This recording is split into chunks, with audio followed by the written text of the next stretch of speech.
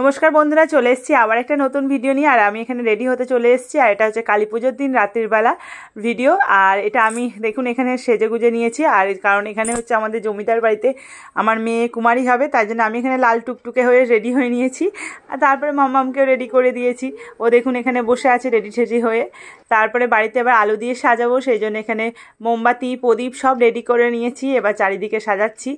আর দীপাবলি মানেই হচ্ছে একটা আলোর উৎসব, সেই জন্য সেই উৎসবে যাতে সব দিকটা আলো হয়ে থাকে, আর সব অন্ধকার চলে যায়, চারিদিকটা আলোর উৎসবে মেতে ওঠে।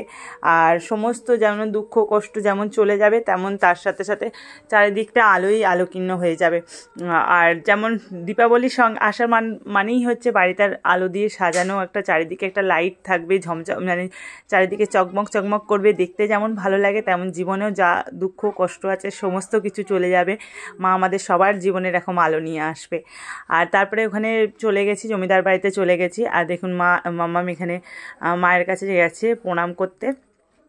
আর এটা হচ্ছে যেখানে বললাম পুজো হবে সেখানেই। এবার মাম্মাম এখানে প্রণাম করছে মা কালীর কাছে, মায়ের কাছে প্রণাম করছে।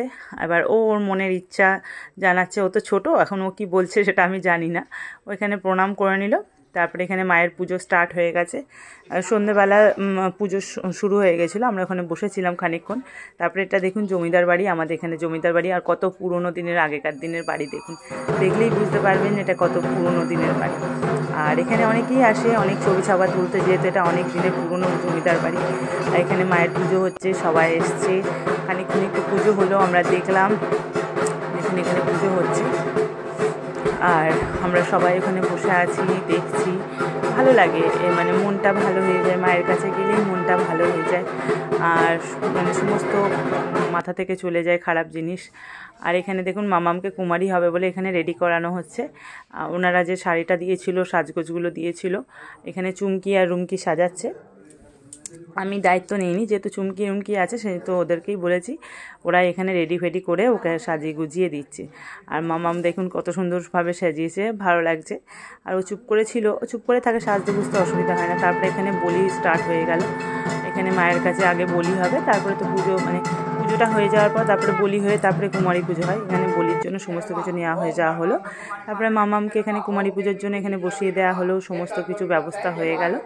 এখানে পুজো হচ্ছে, তারই কিছুটা অংশ আপনাদের সাথে শেয়ার করেছি, সবটা দিইনি, কারণ সবটা দিলে অনেক বড় হয়ে যাবে, তাই অল্প অল্প অংশ আপনাদের সাথে শেয়ার করেছি, যেগুলো যাতে আপনাদেরও সময় কম লাগে, আপনারাও একটু দেখেন। যদি আপনাদের ভালো লাগে একটু জানাবেন। অনেক লং ভিডিও দিলে তো সবার ভালো লাগবে না, অত সময় নেই কারোর। তারপরে ওখানে মিটে গেল, আমরা বাড়ি চলে এলাম। আর দেখুন এখানে বাড়ি যাচ্ছি। আর যদি ভিডিওটা ভালো লাগে একটু শেয়ার করে দেবেন, আর যদি ভালো লাগে তাহলে অবশ্যই জানাবেন।